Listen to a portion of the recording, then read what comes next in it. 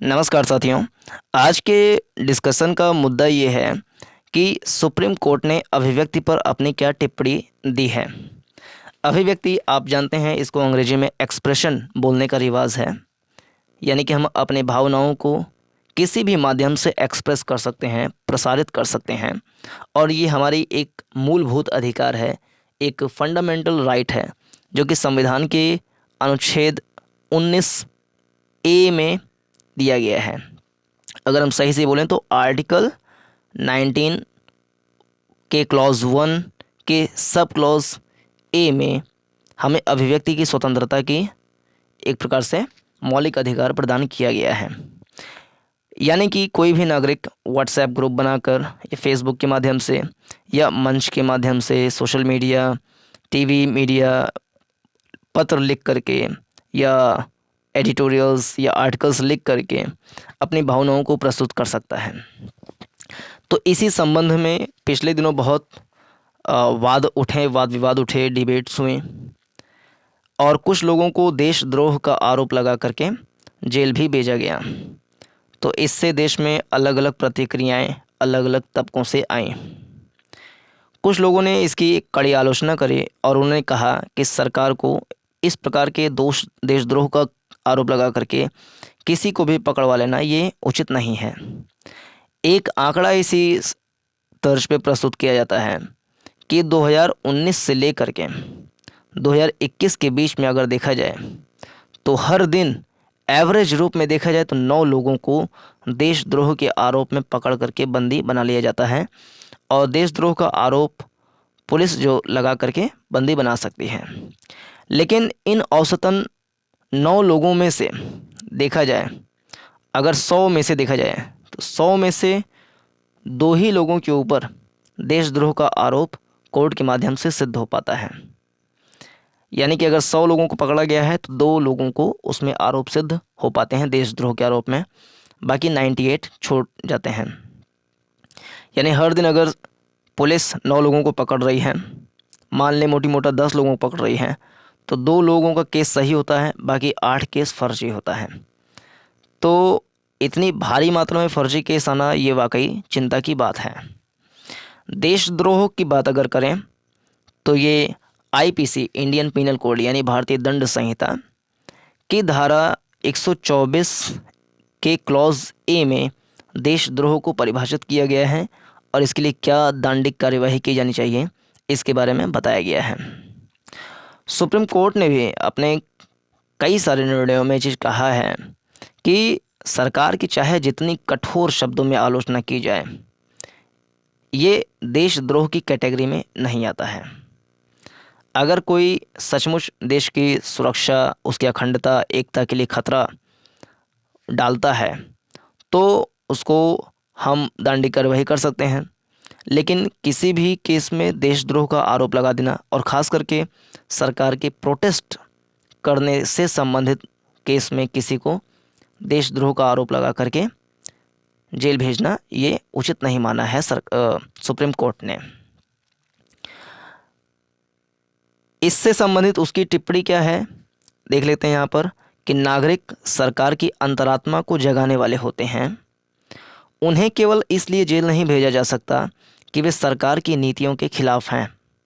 ये supreme court की exact wording है।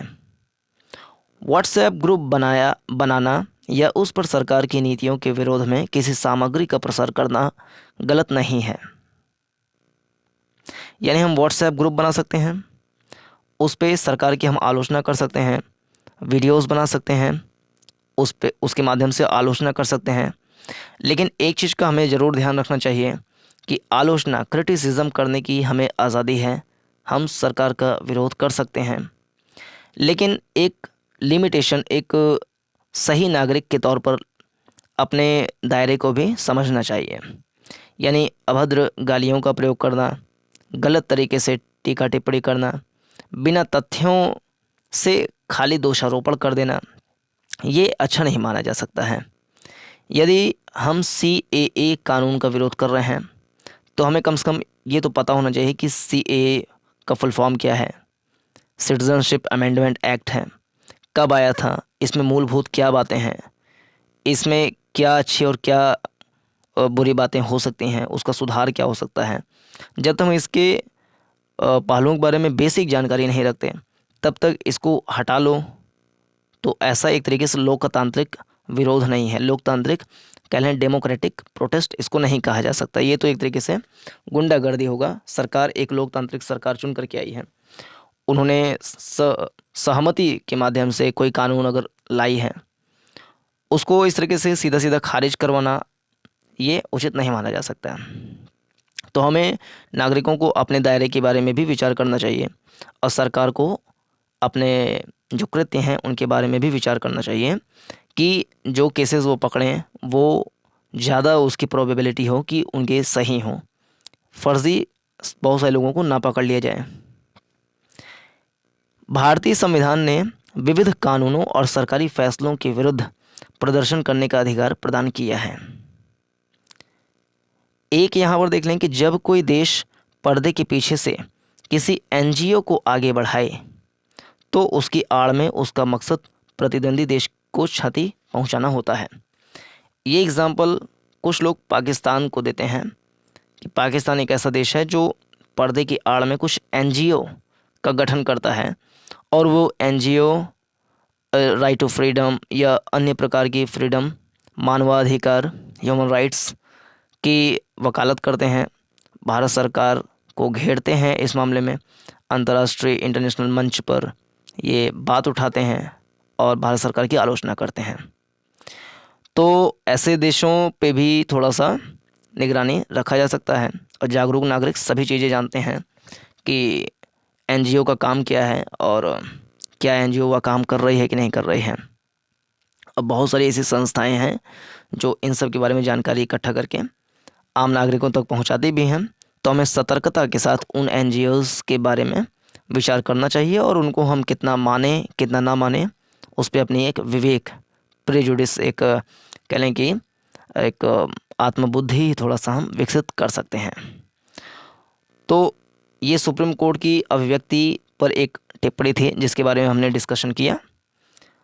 आईएएस में खास करके ऐसे क्वेश्चन पूछ लिए जाते हैं, अगर सुप्रीम कोर्ट की एक बहुत ही महत्वपूर्ण कोई टिप्पणी आई है तो हम उसको कोट कर सकते हैं कि ऐसा विचार सुप्रीम कोर्ट ने इस मुद्दे पर रखा था। तो ऐसे कोटेशन को अगर हम यूज़ करें तो थोड़ी सी एक ऑथेंटिसिटी आंसर राइटिंग में आ सकती है। तो इसलिए इस छोटे से टिप्पणी पर हमने चर्चा करने का एक प्रयास किया। इस पे आप अपना विचार दे सकते हैं कि यह कहाँ तक उचित है, कहाँ तक सही है। नमस्कार।